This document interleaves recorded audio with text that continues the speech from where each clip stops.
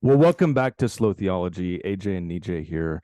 We are beyond excited for our conversation today. It's actually our first interview. It's all downhill from here, folks. We have the one and only renowned N.T. Wright, New Testament scholar. Today, we're going to talk about his new book that is on its way out on the book of Romans. Tom, funny moment in my life. I have only once ever stolen somebody's ID to get into an event. It was not a bar. It was not a pub. 20 years ago, my wife, Quinn, and I were in Massachusetts, and a friend of mine, we stole his ID to get into a lecture hall to hear you give a talk at Harvard University. And so basically at the end of the day, I'm willing to break all the laws to get into the room to be with you. Nijay and I are so grateful for your work, who you are, and your scholarship and mind for the church. Thank you for serving the body of Christ in the way you have. Thank you very much. It's very good to be with you, with or without a ticket. There you go. There you go. Well, we want to honor the time that we have with you, and you have a forthcoming book out in the near future. I'm not entirely sure if it's at the press quite yet, but it's on its way. And we want to talk to you about the book of Romans today. The book of Romans is man, maybe there is no book that has had writing that has had more impact on the church than this. Augustine, Martin Luther, John Wesley had stories with the book of Romans. Their life was utterly transformed by this writing. Why, Tom, has this book in the history of the church had the impact it has? It's a great question because, of course, Paul wrote several letters, and they each have their own particular flavor and their own particular punch. I think that the reason for Romans being so important is because I think Paul quite deliberately took great care over it. When we study Romans, it's unlike the other letters in that it divides quite naturally into 4 sections, each of which is significantly different. In the book and elsewhere, I've likened it to a musical symphony in 4 movements, where you can tell that the movements belong together, but each time, we're going in a different sort of pace now, and then we're moving into different territory and new themes coming in, but yet it's all somehow woven together. And that's a fascinating thing. My sense is that Paul had these arguments going round and round in his head for a long time. I mean, he would be discussing things in the synagogue or in somebody's lecture hall or whatever, or on the road with companions. And I think he'd had in mind for a long time that he would pull it together in a coherent way and then send it on to Rome ahead of him, so that because he wanted to make Rome his new base. But I think the circumstances of that meant that he's writing at a more, if you like, a more exalted level. It's got sort of literary style of its own.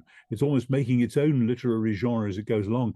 I was talking to a well-known North American scholar a few years ago about this, who agreed with me that Romans is unique in this respect, and then said, but why did that happen? And we spent a happy dinner time talking about what was Paul trying to do with that. So it doesn't surprise me that Romans has had that impact. Of course, you could say, and in some traditions it would be true, that the Gospel of John has also had just a massive impact on the church in some ways. And the fact that we highlight Augustine and Luther and Wesley, and you might have added Karl Barth as well, as people who have been so influenced by Romans, I want to say, well, yes, that's fine. They are great teachers and I honor them, but they all belong in a particular kind of sequence, which comes to be the sort of Protestant sequence.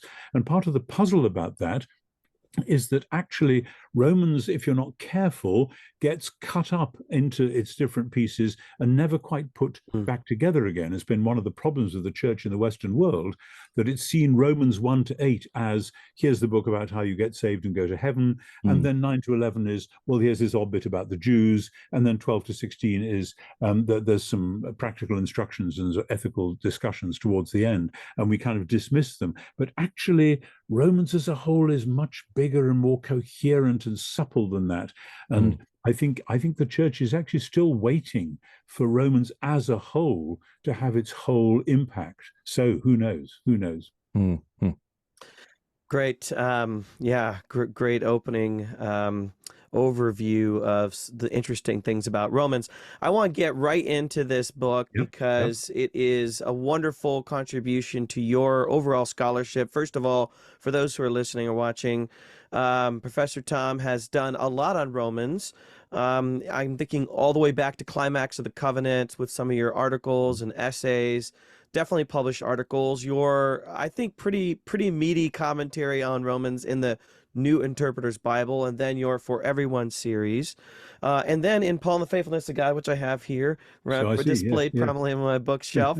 Romans plays a big role in that. And now you decided to write again. Some people, they write their whole career on the same subject. You cover quite a vast set of subjects across the New Testament studies and Christianity, but you're returning again to Romans. And for anyone that doesn't know yet, the book is really focused on Romans chapter 8. So in a minute, I'm going to ask you why focus on Romans chapter 8, and how do you know it's the heart of Romans? Because scholars debate, is it Romans 1 verses 16 and 17, or maybe 12 verses 1 and 2, or you could pick something out towards the end of Romans. 9 through 11 has caught interest in the last 20, 30 years. So it's interesting to me that, I think in the book you refer to this as a short book. It's, it's over 200 pages. On Romans 8. So let me just ask you, what do you mean by the heart of Romans? And have you always thought that Romans 8 was the heart of Romans, or is this a newer kind of discovery? I've never quite expressed it like that until quite recently, but I mean, the pragmatics were that I was doing I'm teaching part-time now in retirement at Wycliffe Hall in Oxford, and so I needed to do a series of 8 Bible expositions a couple of years ago, I guess. And I just suggested, really as a jeu d'esprit to the principal, do you know what, it'd be really fun to take Romans 8 and work through it inch by inch, because most people don't go through it absolutely phrase by phrase and word by word. And he said, yeah, great idea, and use that as a way of showing us how to read Paul in general. So fine, okay, that's what I was trying to do. And so having done that, I then developed it for other lecture series that I was doing, and it grew. But the reason why I don't think this is actually arbitrary is that, as I say, Romans comes in 4 movements: 1 to 4, 5 to 8, 9 to 11, 12 to 16. And though they all balance and interweave, there is a sense in which Romans 8 stands right there in the middle of the letter. This is what he's built up to, and in a sense, everything else follows from it, so that Romans 8 covers this extraordinary range of topics. I mean, you could list I think I do in the book, list the topics of general theology, from who God is, to the righteousness of God, to Jesus, to his death and resurrection, to the work of the Holy Spirit, to our death and resurrection, to the challenge of suffering, and particularly ethics, and then particularly the whole cosmic vision, the new creation, and also the way in which Paul is drawing on so many different bits of the Hebrew scriptures, Hebrew and or Greek scriptures, because he's using them both, I think. The way he weaves together the Psalms and the prophets and so on, and brings it together in a climax in 8:31 to 39, where he quotes from the Torah and the prophets and the writings. And when a Jewish writer does that, and Paul only does that 2 or 3 times in his letters, that is a sort of way of underlining this is really where it's landing. And here's Torah, prophets, and writings, QED. So I think there is a strong sense of Romans 8 as, okay, we've now said it, this is the heart of everything, and now we can address the questions that follow from that. So I stick by the title, even though, of course, it was one that appealed to the publishers for no doubt other reasons. Tom, for years you served did pastoral work, and I'm no doubt you likely continue to do that relationally with the people in your sphere and your circle. One of the themes of Romans 8 that has for me been central to at least my own spiritual life has been the groaning side of Romans 8. The creation groans, we are self-grown, but the Spirit groans as well. Put yourself in the shoes of somebody in a local church who is walking through immense pain and suffering. What does it mean to consider the fact that the Spirit groans as well? Why is that important for Paul and for us? A great question. I hoped we would get to that sooner or later, and we've got to it sooner, which is fantastic. First thing to say, I think when Paul is talking about the groaning there, I think this is a deliberate allusion to the children of Israel in Egypt, in slavery, waiting for God to rescue them. And it says God heard their groaning and then came down to call Moses, etc., and set in train the events of the Exodus. Because the Exodus motif is there right through chapters 6 through 8, and particularly 8, that when Paul is talking about the vocation of the Christian from verses 12 to 30. There's an awful lot of Exodus, that we are the Exodus people, we're on the way, but now, and it's kind of paradoxical, we are still in Egypt in one sense, even though in another sense we've come out of Egypt. But I think then that sequence that Paul has from roughly verses 23-4 on through to 7, about the groaning of all creation, and then the groaning of the church, and then the groaning of the Spirit. This has long fascinated me, and something I think I first worked out way back in 1992 when the first Gulf War was going on, and I was preaching about that and took this text and thought about it in terms of help. The whole world is going into a convulsion about this. What's going to happen? And of course, it happens again and again. And now we've got the extraordinary convulsion going on in Eastern Europe, in the Ukraine, and all sorts of other wars and rumors of wars. And all this stuff is very important for us to grapple with, because so many Western Christians, I think, assume casually, whether because they've heard somebody saying that history has now ended and everything, the world is just going to be a nice, comfortable place from now on, as if. But then it's quite a shock when suddenly the world isn't a comfortable place. And in any case, their life is not comfortable. And somebody they're very close to gets sick and dies, or some terrible disaster happens, or the family business goes bust, or whatever it is. And then many Christians think that this means something has gone terribly wrong, and maybe it's my fault because I wasn't a good enough Christian or didn't say my prayers or something like that. And what Paul gives us here is a mature biblical theology of lament. It's very interesting that he's alluding to Psalm 44, which says that God knows the secrets of the hearts. And Psalm 44 is the one where the psalmist is saying, our fathers told us that you were always good to them and things always worked out, but that's not how it's going on with us now. So please, will you sort it out and do something about it? Arise, help us, save us. And Paul quotes 44 later on in the chapter when he says, for your sake, we are being reckoned as sheep for the slaughter. That's a quote. So he's got 44 in his head, along with many other bits of scripture. And it's as though he's saying that the call to lament is one of the church's primary calls. Actually, lament is a mode of worship, because when you worship God, the Creator, and then you look and say, but the world is in a mess, when you bring that into the presence of God, the Creator, if he wasn't the Creator, if he was just some God who'd done it and then run away somewhere, there wouldn't be anything to lament about. We'd just have to shrug our shoulders, or like the Epicureans say, this is just how it happens, or the Stoics, it's sort of all fated. But the Christian says, no, we believe in God, the Creator. Therefore, it is our primary task, with the Psalms in our head and our hearts, to come to him in lament. One of the things I worry about with the contemporary church is that there's often so many happy praise songs. There's nothing wrong with being happy and singing praise songs, but that many churches don't sing the lament psalms or don't sing lament songs anymore. Whereas, as we know, in every congregation, there are many people hiding secret sorrow who are longing for somebody to hear their lament and aren't sure how to express it. So the way it works is this: that this is the Christian's vocation. It's not just something we do on the side, that God wants Christians to be at the place where the world is in pain, so that in them, God, by his Spirit, may be at the place where the world is in pain. This is, if you like, incarnational pneumatology, that just as God in Jesus came to the place where the world is in pain, to this day, the Middle East is where the great tectonic plates of culture clash together. No surprise, that's where God comes in person and gets crucified. But now, God comes by the Spirit to dwell in our hearts, not just to make us happy or guide us or whatever, though both of those happen as well, but because God wants to be lamenting at the heart of his world. And the way he wants to be lamenting at the heart of his world is by coming in the person of the Spirit to be at the heart of where the world is in pain.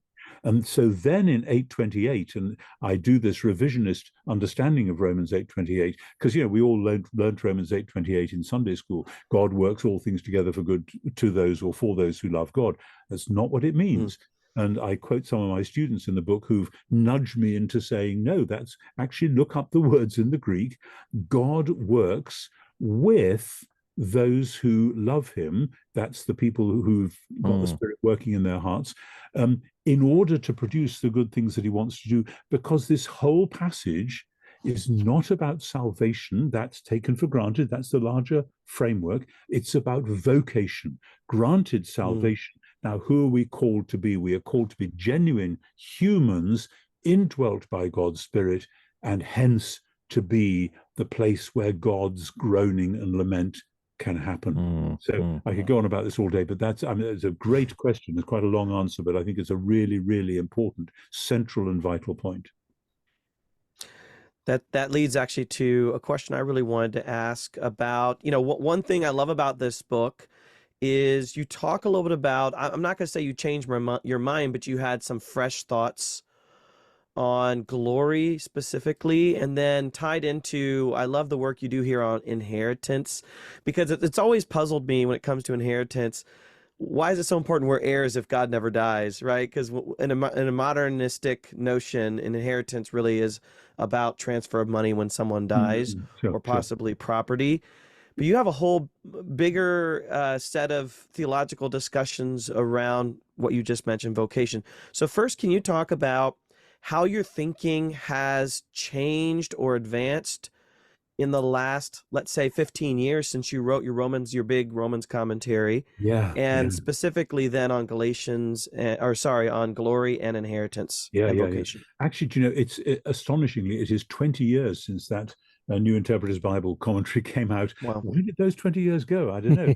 But two major things have happened there. One of which is what I loosely call temple theology, which, again, I really wasn't into when I wrote that Romans commentary. But then I started reading people like John Walton on how the temple and creation in the Old Testament, John Levinson from Harvard.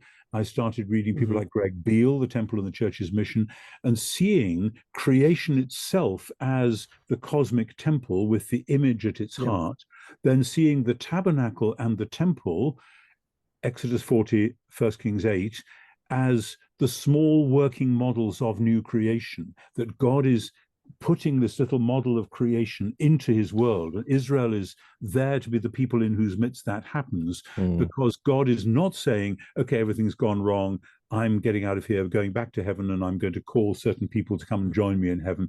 God is saying, no, the project continues, but here's how it's going to work. We're going to work within the world to plant my presence, my name in the tabernacle, then in the temple. And then, of course, there's the big hiatus. What happens after the Babylonian exile? Well, they rebuild the temple, but there's no sign ever that Yahweh has come back. And the New Testament writers declare in one way after another, by the texts they use and the stories they tell, this is how Yahweh has come back to his temple in the person of Jesus and the person of the Spirit. And for me in Romans 8, one of the great breakthrough moments was seeing about the Spirit dwelling within you and recognizing the language of indwelling as being the language of Yahweh coming to dwell in the temple. And this means that the church, and forgive me if I say this a few times because I say it now wherever I go, the church is called to be, as the new temple, the small working model of new creation. And that idea of vocation, Spirit-given vocation of the church as the true temple. You see, we've ignored this because in the Protestant West, which is where most Pauline scholarship has happened, we haven't wanted to know about the temple and the tabernacle too much because it's a bit too Jewish. And if we allowed it on stage, it might sound a bit too Catholic. And so Protestant scholarship has used it just as a miscellaneous metaphor. But in fact, it's this vivid, alive thing about God coming to dwell on the earth. Now, that leads straight into glory.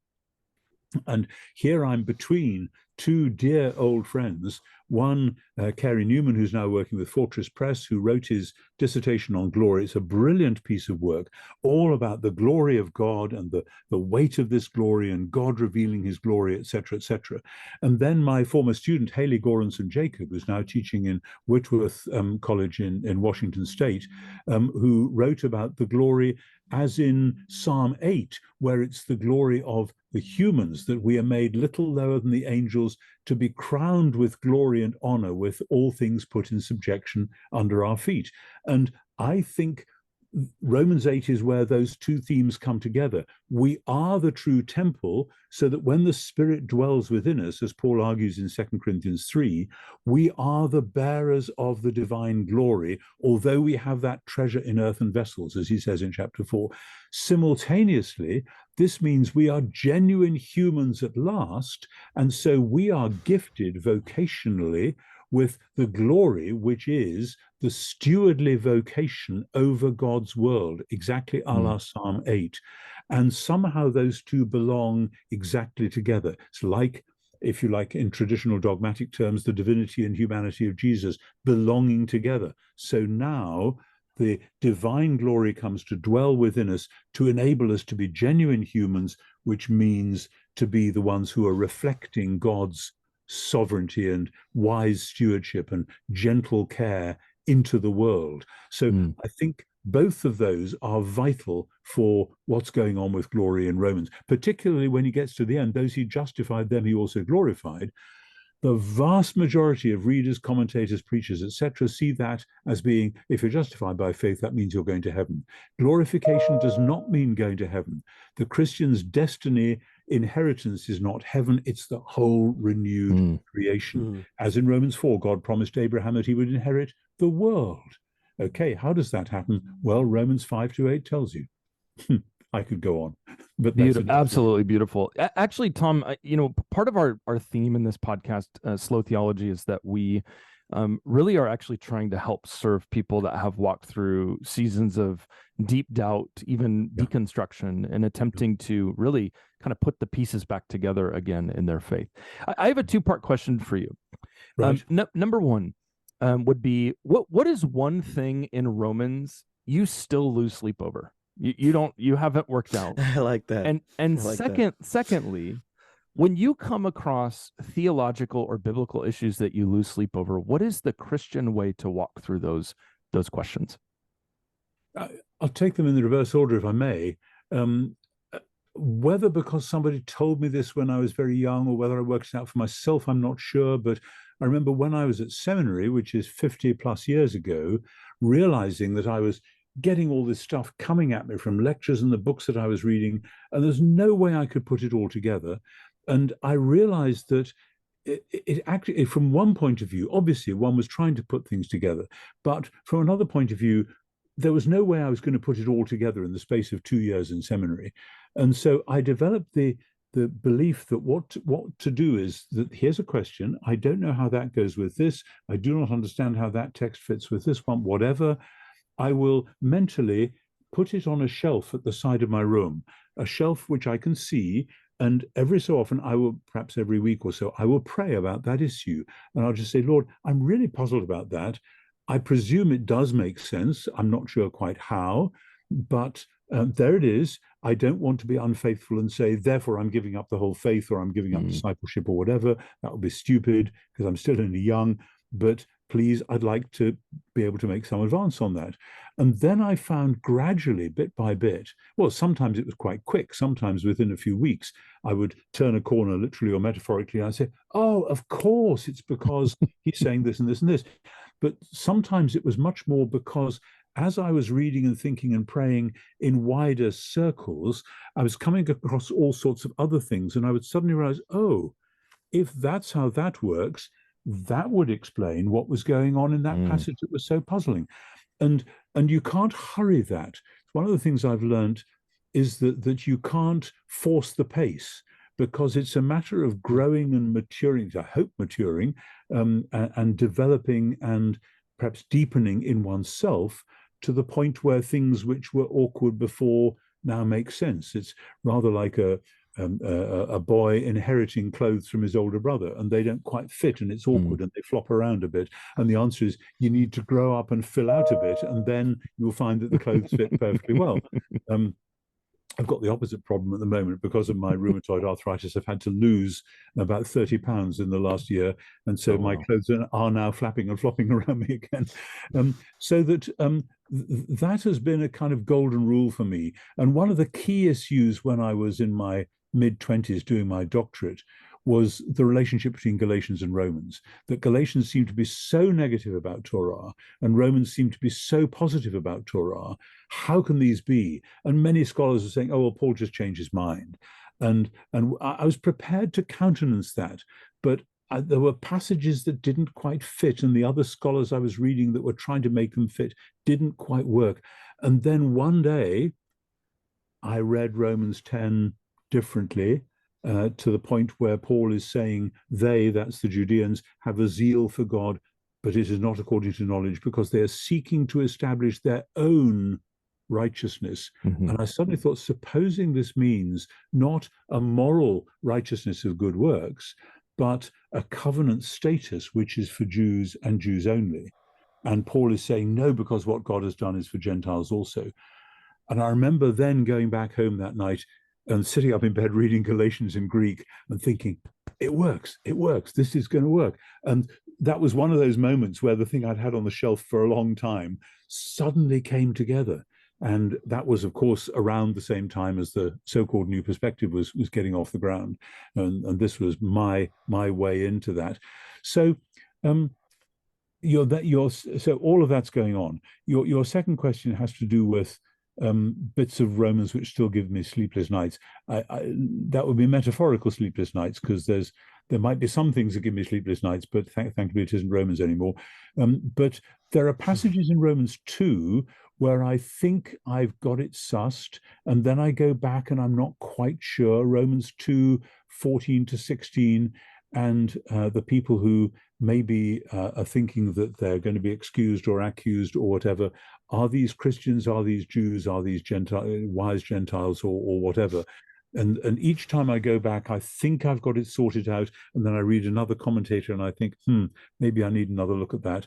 So some of that stuff needs to be sorted out again. I would love to be able to convince the people who disagree with me about the end of Romans 11 that I really am right on this. And the fact that I don't seem to be able to doesn't exactly worry me, because I know where they're coming from, but I would like to be able to do that better. Those would be obvious bits, I think. One day I suppose I ought to work back from Romans 8 into Romans 7 and work out more fully the insight which I just drop in there, which somebody wrote an article about 10 years or so ago, about when Paul says that the other law is taking me captive. The word he uses, aikmalotizonta, is the regular Septuagint word for exile. And as you probably know, exile is an enormously important theme for me in the way that the Second Temple Jewish world works. So the thought that Paul might there be telling the story, the longer story of Israel, making it his own, as well as the story of Adam, etc. I would like to write all that out again and work it all out, because I think it really does work. So those are for starters. Yeah, thank you. I love the way in this book that you walk through chapter by chapter how you get from Romans 1 to Romans 8. And one of the words you use frequently about Romans 8 is the word assurance. Right? This is a chapter about assurance. And, AJ was telling you a little about our podcast and the listeners, a lot of people going through cynicism about Christianity. They're looking at all the scandals in the American church. They're looking at, Christian nationalism in the church and in America in general. And so there's a lot of skepticism. There's a lot of concern about overconfidence in Christianity. And so would you distinguish between assurance and certainty? Because I think sometimes preachers want to say, you need to have this 100% perfect certainty, which has no place for ignorance or doubt or lack of knowledge. I think you actually don't mean certainty when you say assurance. But tell us a little bit about what you mean by assurance, why Paul is supplying assurance, and what relationship assurance has to faith and doubt. Yeah, it's great. Assurance has often been used in the past to mean being quite sure that you will go to heaven when you die. And since, as I've said already, that's not actually the great story that the Bible is telling. The Bible isn't telling the story of how saved souls get to heaven. It's the story of how God comes to dwell with his people on earth and to rescue them and to renew all creation. But the assurance then is not the brittle certainty that many philosophically minded people want to talk about today.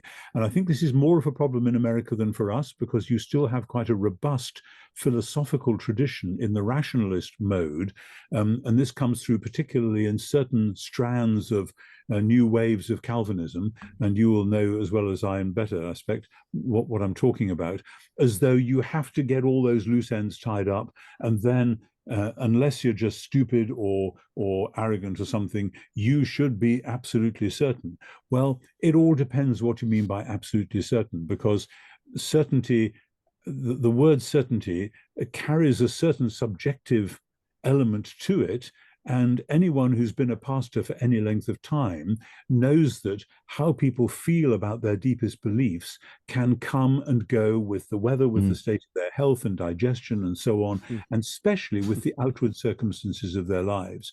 And so I want to say one of the things that's come to me through this is both that distinction between, which I like the way you make it, between assurance and certainty, because assurance is looking away from oneself, Christian assurance, and looking to what God has done in Jesus, what God is doing by the Spirit, and simply casting all our care onto God himself.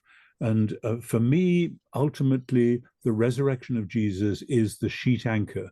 God raised Jesus from the dead. I tell the story at the end of the book about a taxi driver once saying to me, and I remember it as though it was yesterday, if God raised Jesus from the dead, everything else is just rock and roll, isn't it? And I thought, yes, right, it's fantastic. You know, that's the sheet anchor. And so we go back to that again and again. And then if the spirit of him who raised Jesus from the dead dwells in you, then he will raise your mortal bodies from the dead as well. That's Romans 8, 10, and 11. That is the assurance of the ultimate rescue from death itself, not going to heaven, because going to heaven you could easily leave your body behind, whereas resurrection means new creation and our re-embodiment within that. But I think the other thing which is going on in Romans 8, which became more and more clear to me as I was working through this project, is that Paul is writing to a very small minority Christians. You know, there's maybe 200 Christians in Rome at this time. We don't know for sure, but might be 300, might be 150, somewhere in that order. There are thousands of Jews in Rome, but there are, you know, there's 1 million or so people in Rome in general. Christianity is a tiny minority. And the one thing that people in Rome know about these Christians is that we hate them because they're antisocial and because they do bizarre things. They get together secretly and they have men and women meeting together, and we know what that means. And they have slaves meeting with free men, and we know what that means. This may be subversive, this may be revolutionary. And so they are the natural targets when Nero wants a scapegoat for the fire in 64. And they're going to be the natural targets for all sorts of things in the days to come. And so Paul is saying, in effect, and I think I do say this in the book here and there, that he has in mind a house church which might be in a little room in the back of somebody's shop, meeting in secret, or a group meeting on the 4th floor of a rather dodgy tenement that might fall down or catch fire at any moment. And the sense of this is totally unlike Christianity in the Western world, where we have large churches and fellowship groups and goodness knows what. It's the assurance that even though there are not very many of you and you may be poor and not doing well outwardly, the God who made heaven and earth is for you. If God is for us, who can be against us? How do we know he is for us? Because he's given Jesus for us. How do we know it's for us? Because he's given his Spirit to dwell in our hearts. So the whole thing comes together. And because it sounds incredibly arrogant for somebody in Rome to say the God who made heaven and earth is our God over against the great powerful gods of Greece and Rome, etc. But this is the assurance, and it's very practical, very much earthed in real down and out, below the tracks communities. That's what Paul is really aiming for, I think. Yeah. Tom, I have recently a student of mine actually came to faith at the university where I teach, put their faith in Jesus. Really exciting to see any young person, begin to experience the resurrection of Jesus. Naturally, when somebody comes to faith, their first question is, well, what should I start reading? And that, of course, provokes a whole series of questions about how to read the Bible. If you were sitting with somebody who was going to endeavor in a lifetime of reading the Bible as you have, what are 2 or 3 little things you would say are the most important ideas, postures of the heart, practices for reading the Bible over a lifetime? Wow. I mean, we are all different, and no doubt our reading strategies are all likely to be different. I grew up in a house with quite a lot of books in, and reading was a natural thing. I know a lot of people today grow up in houses with a lot of screens and very few books. And so even getting people to settle down with a book and switch off the screens and not be distracted, that itself is quite a big thing to get around. But granted that, I would say that it's absolutely vital to have the 4 Gospels flowing through the head and the heart. And by that, I mean, take time, maybe once a month, to sit down and read right through Matthew at a run, or read right through Mark or Luke or John. And because it wasn't written to be read in little 10-verse chunks. It's written as a book to be read straight through, and let it make its impact and wash over you. But then, day by day, whatever else you're reading, and you ought to be reading the Old Testament, you ought to be reading the Acts, Epistles, and Apocalypse as well. But whatever else you're reading, read a little bit of the gospel each day, and each day remind yourself that this is the story of the God who loved me enough to come and live in our world and die on my behalf. In other words, when we're looking at Jesus, we are looking at God. Jesus said, the one who has seen me has seen the Father. And that comes through so clearly in the Gospels. The danger with everyone from beginning Christians to senior theologians is that first they try to sort out God, and then they try to put Jesus into that picture of who God might be. You can't do it. And the New Testament tells you not to, that he is the image of the invisible God. God is invisible, but we find out who God is by looking at the image, in other words, Jesus. So to have the Gospels flowing through day by day, I would say is vital. The other thing is the Psalms. The Psalms are quite difficult for many people starting out. So find a good modern translation, and simply, whether it's a psalm a day or 2 psalms a day or whatever, I know of one religious order not far from here where they actually pray all the Psalms every day. That's quite something. They spend a fair chunk of hours just simply so that the sisters in that community, the Psalms are simply what they are breathing all the time as they're going about their daily work. And the Psalms can be difficult. There are some bits which are spectacular and obvious and very comforting and exciting, other bits which are very dark and puzzling. But the Psalms are our book. And we talked about lament before. And one of the ways to learn to be in God's world is to be psalm praying people. So the Psalms and the Gospels, I would say, make a beeline for them. And whatever helps you to do that, modern translations, if you haven't got the Greek and the Hebrew, which most don't, then make sure you've got at least 2 different translations which you can switch to and fro in case you think that this translation is fixed and unalterable, because no translations are. So that's really important to get a variety of translation. But the gospel, I would say the Gospels and the Psalms. But then, goodness, where to start? I mean, if I swing my camera around, you'll see commentaries on the walls of my study. It's hard to know, and some of those are very simple. Some of them are very basic and straightforward, and others are high octane academic stuff. I have tried in my own funny way to do my little New Testament for Everyone series. That's been quite fun. Some people, I think, find that helpful. John Goldingay has a parallel one in the Old Testament. I haven't used that much because I'm reading other stuff, but there are lots and lots of similar things. So if people are hungry to know more, then there are lots of ways in. But the personal reading, and the other thing is, when reading the Gospels, this isn't for everyone, but many people find it helpful. What the Ignatian method does is to say, take the time, breathe deeply, imagine the scene. Here is Jesus coming into a village. Here's a woman with her only son. He's dead, and they're going to bury him. Now imagine the scene and become part of the crowd. Go and join in with the crowd and look and watch and see what happens. And read the story as if you were a participant in that story. And then at a certain point, ask, if you dare, that Jesus, as well as doing what he's doing in the story, will turn to you and say, now, what about you? Where are you in this? It is remarkable. And the history of those who've used this method goes on and on and on.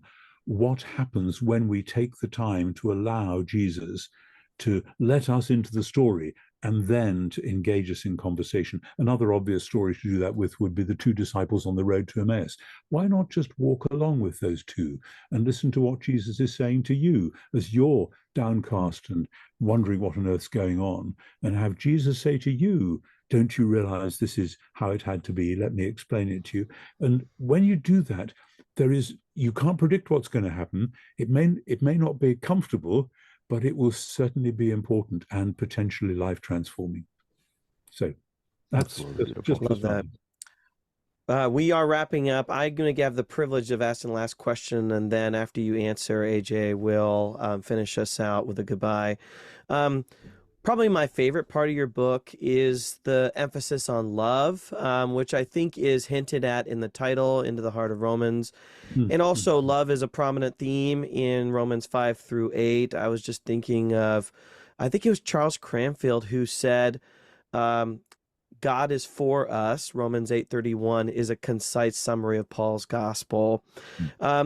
I'm actually writing on this subject right now. I'm writing a theology of Paul's theology of love. So I really appreciated that you drew this out of Romans 8. So what I end up seeing a lot is that love language is popular in Christian worship songs and kind of Christian radio, but intellectuals, Pauline theologians, tend to ignore Paul's love language. And I thought it was brilliant for you to draw that out. Why is it so important to make sure that we are attentive to that at the center of Paul's Romans, but also his theology? I feel like love is often neglected. It's put at the end of applying theology and ethics or Christian life. But you do what I think is brilliant. You put it at the beginning and say, this is actually the whole thing.